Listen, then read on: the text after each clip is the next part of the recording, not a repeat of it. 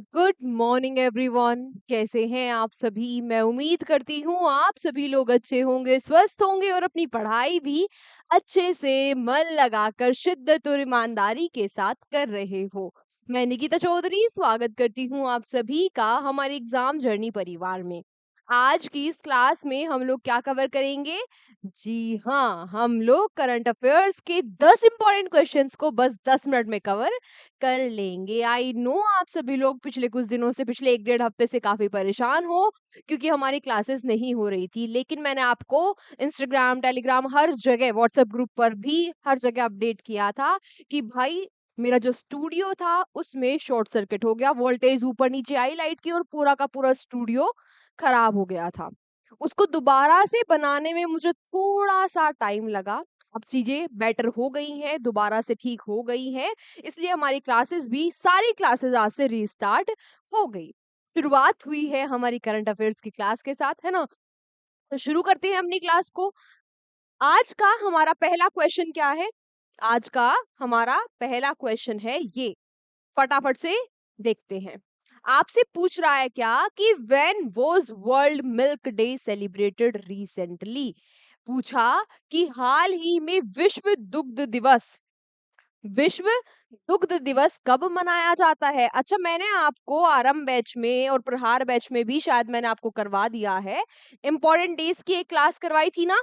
हाँ, तो वहां से आपको ये तो याद होगा कि भाई जो विश्व दुग्ध दिवस है वो मनाया जाता है 1 जून को। इसके साथ एक दो बातें और याद रख लेंगे। क्या याद रख लेंगे? Operation flood.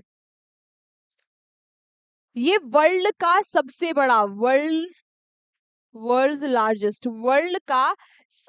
बड़ा डेयरी के लिए रिवॉल्यूशन था, है ना? डेयरी के लिए ऑपरेशन, डेयरी प्रोडक्ट्स के लिए चलाया गया ऑपरेशन था। इस ऑपरेशन फ्लड को ही हम भारत में, कहाँ चलाया गया था ये? इंडिया में। ये बात भी याद रखना, ठीक है? इस ऑपरेशन फ्लड को ही हम व्हाइट रेवोल्यूशन के नाम से भी जानते हैं। और फादर ऑफ व्हाइट रेवोल्यूशन किसको कहा जाता है? किसको? हाँ, Varghese Kurien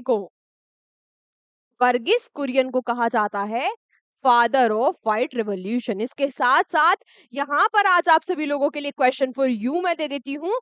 question for you क्या है? आप लोगों को मुझे बताना है कि हम नेशनल मिल्क डे, है ना, ये भी मैंने आपको पढ़ाया था, नेशनल मिल्क डे कब मनाते हैं? हिंट भी मैं दे देती हूँ। हिंट क्या है? नेशनल मिल्क डे हम उसी दिन मनाते हैं जिस दिन हम सेलिब्रेट करते हैं कॉन्स्टिट्यूशन डे, है ना? फटाफट से सब बच्चे, हाँ, क्लास के बाद, अभी मत आंसर करने लग जाना, क्लास के बाद सब बच्चे इसका आंसर देंगे मुझे कमेंट बॉक्स में। ठीक है, हिंट भी आपको मिल चुका है। क्लियर?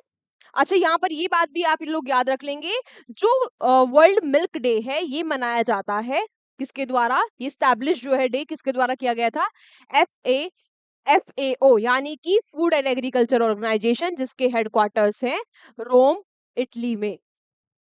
और फर्स्ट टाइम ये डे मनाया गया था 2001 में।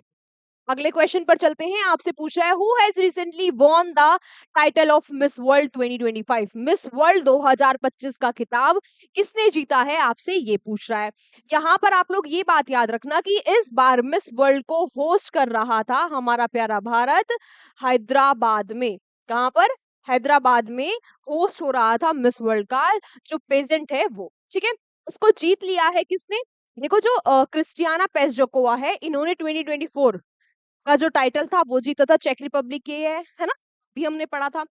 जो हैसिट हैसिट डेरेजी है, ये इथियोपिया की है। ये कहाँ की है? इथियोपिया की है और ये रही है रनर अप। क्या रही है ये? Runner up.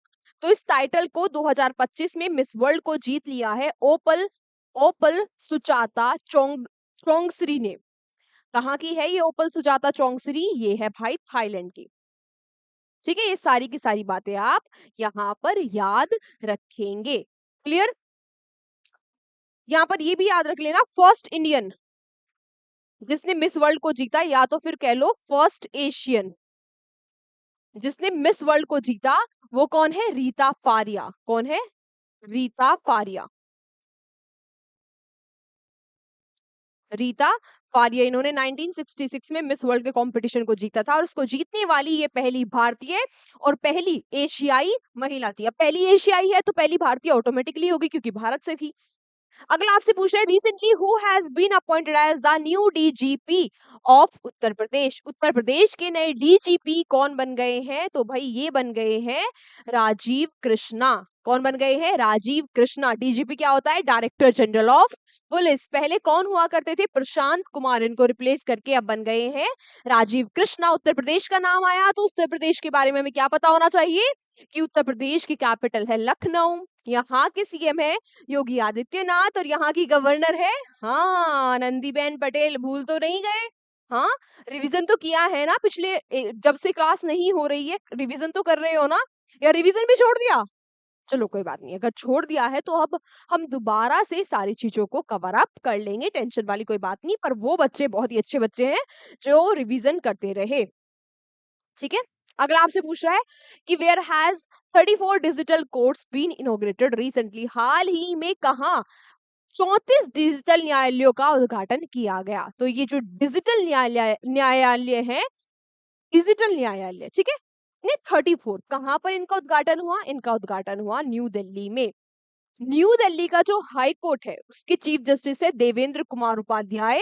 इनके द्वारा ये जो डिजिटल कोर्ट्स है इनका इनॉग्रेशन किया गया। दिल्ली की सीएम रेखा गुप्ता है और यहाँ क्योंकि दिल्ली क्या है? यूनियन टेरिटरी, तो यहाँ पर गवर्नर नहीं लेफ्टिनेंट गवर्नर होते हैं। तो यहाँ के लेफ्टिनेंट गवर्नर कौन है? यहाँ के लेफ्टिनेंट गवर्नर है विनय कुमार सक्सेना। अगला आपसे पूछ रहे कि recently rating agency CRISIL has estimated India's GDP growth rate to be what percent in the financial year 2026। हाल ही में जो रेटिंग एजेंसी है क्रिसिल, इसने वित्तीय वर्ष 2026 में भारत की जीडीपी वृद्धि दर कितने प्रतिशत रहने का अनुमान लगाया है कि 2026 जो फाइनेंशियल ईयर है उसमें कितनी ग्रोथ रेट रहेगी, जीडीपी ग्रोथ रेट रहेगी भारत की। इसने अनुमान लगाया भाई 6.5% का। पूछ लेता है। अगला आपसे पूछ रहा है कि in which state Ankur initiative has started recently. हाल ही में जो अंकुर पहल है किस राज्य में इसकी शुरुआत हुई है? तो अंकुर पहल की शुरुआत हुई है ओडिशा में। और ये है क्या? तो पहले तो हमें अंकुर की फुल फॉर्म पता होनी चाहिए। अंकुर की फुल फॉर्म है Atal network for knowledge urbanization and reforms, यानी कि अटल नेटवर्क फॉर, हिंदी में भी क्या कहते हैं, हिंदी में भी यही रहेगा क्योंकि ये क्या है? A for Atal, N for network, तो हिंदी में भी सेम चीजें ही रहेंगी। है क्या ये? बेसिकली ये अर्बन डेवलपमेंट के लिए है, यानी कि शहरी जो विकास है उसके लिए इस योजना को शुरू किया गया है ओडिशा में। क्या ध्यान में रखते हुए कि हमारा टारगेट है विकसित भारत बनने का 2047 का, है ना? उसी की तरफ ये एक पहल है। बात की जाए ओडिशा के बारे में, ओडिशा का नाम आया है तो ओडिशा के बारे में दो तीन चीजें तो हम पढ़ेंगे। क्या क्या? कि ओडिशा की कैपिटल है भुवनेश्वर, यहाँ के सीएम है मोहन चरण मांझी, यहाँ के गवर्नर है हरिबाबू काम्बपति। नेक्स्ट आपसे पूछा कि recently who has been appointed as the managing director of Hitachi India. Hitachi India के मैनेजिंग डायरेक्टर कौन बन गए हैं? आपसे ये पूछा तो ये बन गए हैं एन वेनु। एन वेनु जो हिताची इंडिया के पहले एमडी थे, क्या नाम था उनका? इनका नाम था भारत कुशाल। इनका प्रमोशन हो गया है, ये बन गए हैं executive chairman of Hitachi India. और अब इनका पद खाली हुआ किसका? एमडी का। एमडी बन गए हैं एन वेनु। अगला आपसे पूछा कि which is the second state in India to achieve fully functional literacy status.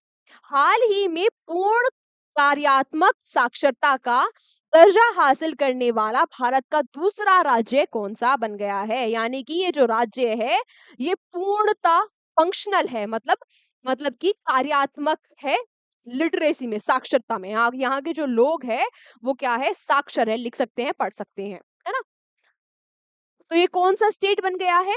चलो मैं हिंट देती हूँ, ये वही स्टेट है जिसको जिसको हमने भारत में मिलाया था ऑपरेशन विजय के तहत। इसमें पोर्तुगल का राज हुआ करता था। 1961 में ऑपरेशन विजय को लॉन्च किया गया और इसको भारत का हिस्सा बना लिया गया।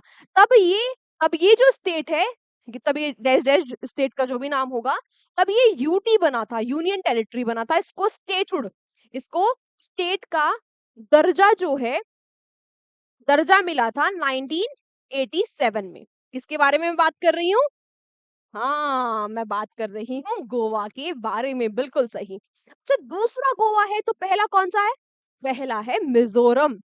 अगर मैं बात करूँ यूनियन टेरिटरी और स्टेट दोनों को मिला दिया जाए, तो फिर गोवा तीसरे नंबर पर है। तो फिर गोवा तीसरे नंबर पर है क्योंकि हमारी जो लद्दाख यूनियन टेरिटरी है, ये भी फुल्ली फंक्शनल लिटरेट जो यूनियन टेरिटरी है भारत की, वो है। ठीक है? बात की जाए गोवा के बारे में, पणजी कैपिटल है, प्रमोद सावंत यहाँ के सीएम है और पीएस श्रीधरन पिल्लई गवर्नर है। आज का हमारा सेकंड लास्ट क्वेश्चन क्या कह रहा है आपसे? आपसे पूछ रहा है कि where has the art exhibition Rabindranama started recently, हाल ही में कला प्रदर्शनी रविंद्रनामा कहाँ पर शुरू किया गया? तो इसको शुरू किया गया बांग्लादेश में। बांग्लादेश की कैपिटल जो है ढाका है, वहां पर हमारा जो हाई कमीशन है, भारत का जो हाई कमीशन है, वहां पर ये एग्जीबिशन को स्टार्ट किया गया है। ये एक श्रद्धांजलि है, ट्रिब्यूट है किसको? रविंद्रनाथ टैगोर जी को। बांग्लादेश के जो 65 लोकल वहाँ के आर्टिस्ट हैं, वो यहाँ पर अपनी कला का प्रदर्शन करेंगे। बांग्लादेश की कैपिटल ऑब्वियसली हमको पता चल गया ढाका, यहाँ की करेंसी है टका, ढाका टका। ठीक है? प्रेसिडेंट है मोहम्मद शहाबुद्दीन और यहाँ के प्राइम मिनिस्टर है मोहम्मद यूनुस, है ना? तपलट होने के बाद ये यहाँ के पीएम बन गए थे। पहले कौन थी? शेख हसीना। ठीक है। अगला आपसे पूछ रहा है आज का हमारा आखिरी question, important question. Recently, the military exercise Nomadic Elephant has started between India and which country? जो नोमैडिक एलिफेंट है, ये एक्सरसाइज अभी हाल ही में हुई है। आपसे पूछ रहा है कि ये भारत और किस देश के मध्य में होती है ना? एक्सरसाइज वाली क्लास भी मैं आपको करवा चुकी हूँ। ये होती है भारत और मंगोलिया के बीच में। ठीक है? मंगोलिया की जो कैपिटल है उलन बटोर, वहां पर इस एक्सरसाइज को कंडक्ट करवाया जा रहा है। अब मंगोलिया के बारे में बात करें तो कैपिटल तो हमें पता ही चल गई, क्या है? उलन बटोर। यहाँ की करेंसी है टुग्रिक। यहाँ के पीएम है लवू सान सनम लवू सनम सराय ओयून अर्डेने। आप पढ़ लेना बाकी। ठीक है? याद रखना बाकी, क्योंकि पूछा जा सकता है, क्योंकि ये न्यूज़ में है तो यहाँ की करेंसी है जो वो भी थोड़ी अलग सी है ना? तो पूछी जा सकती है। यहाँ के पीएम का नाम भी आपसे पूछा जा सकता है किसी भी एग्जाम में। क्यों पूछा जाएगा? क्योंकि न्यूज़ में है। तो आज की क्लास हमारी यहीं तक थी। अब आप लोगों से मुलाकात होगी अगली क्लास में। तब तक आप अपना ध्यान रखिए। अच्छे से शिद्दत और ईमानदारी के साथ पढ़ाई करते रहिए। अब से हमारी क्लासेस कंटिन्यू होगी, जैसे रोज पहले हमारी क्लासेस हुआ करती थी, उसी तरीके से हमारी क्लासेस होंगी। And thank you so much everyone, आप सभी लोगों ने मेरा इतना ध्यान रखा, मुझे इतना सारा मेंटल सपोर्ट दिया, है ना? अगर आप लोग नहीं होते तो शायद इस वाले फेज में मैं और ज्यादा टूट जाती, पर आप लोगों ने मेरी हिम्मत बनाए रखी। उसके लिए आप सभी लोगों का बहुत बहुत बहुत धन्यवाद। मिलते हैं आपसे अगली क्लास में, तब तक अपना ध्यान रखिए, रिवीजन करते रहना। Take care, bye bye.